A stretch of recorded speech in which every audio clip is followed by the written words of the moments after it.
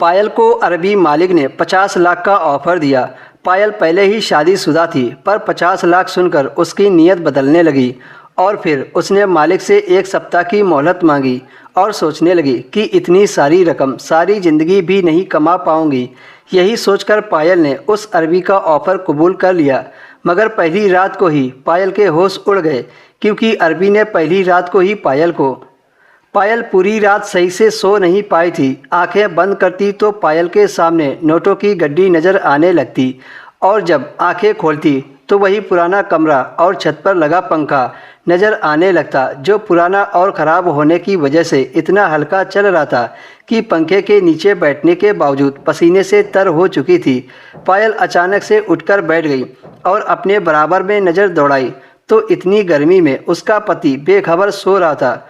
कल तक तो पायल भी थकान से चूर गर्मी से सो जाया करती थी, लेकिन जो वाक़या आज पायल के साथ हुआ उसने उसकी नींद उड़ाकर रख दी थी। पायल ने अपने अरबी मालिक से 1 सप्ताह की मोहलत मांगी थी और पायल जब से घर वापस आई है तब से वह लगातार यही सोच रही थी कि क्या करूं, क्या ना करूं।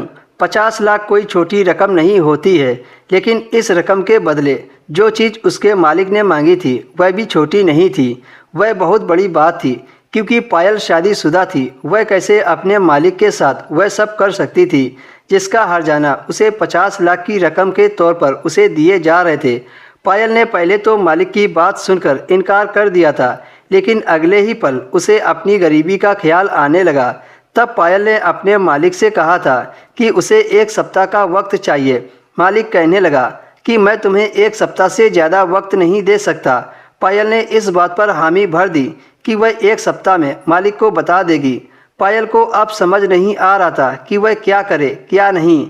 फिर पायल ने अपने पति को बताने के बारे में सोचा, पर वो डर रही थी कि उसका पति इस बात के लिए राज़ी होगा या नहीं। यही ख्याल बार बार पायल के दिमाग में आ रहे थे। फिर एक दिन पायल ने हिम्मत करके अपने पति को बताया। उस समय पायल का पति खाना खाने ही जा रहा था। तभी पायल ने अपने पति से कहा कि मुझे एक ऑफ़र हुआ है, अगर तुम मेरा साथ दो तो हम 1 साल में लखपति बन सकते हैं। पायल की बात सुनकर उसके पति ने खाना खाना छोड़ दिया और पायल से बोला, क्या कहा तुमने, ऐसा कौन सा ऑफ़र तुम्हें मिल गया है? फिर पायल ने डरते डरते धीरे धीरे सारी बात बता दी। बड़ी खामोशी से उसके पति ने उसकी बातें सुनी, लेकिन खाना वहीं छोड़ दिया था। यह देखकर पायल का दिल धक धक करने लगा। कुछ देर तक वह नहीं बोला, बस सोचता रहा और पायल की तरफ देखता रहा। पायल अपने पति के जवाब में थी, वह समझ नहीं पा रही थी कि वह कैसे पूछे या नहीं। फिर पायल ने कहा कि मैं सोच रही हूँ कि कल जाकर अपने मालिक को इनकार कर दूँ।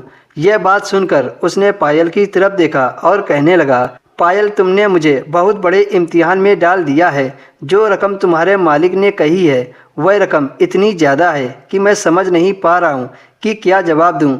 शायद वह भी पायल की तरह उलझ गया था। फिर उसके पति ने पायल को हाँ बोल दिया और फिर पायल ने। दोस्तों, इसके आगे की स्टोरी आपको नेक्स्ट वीडियो में मिलेगी।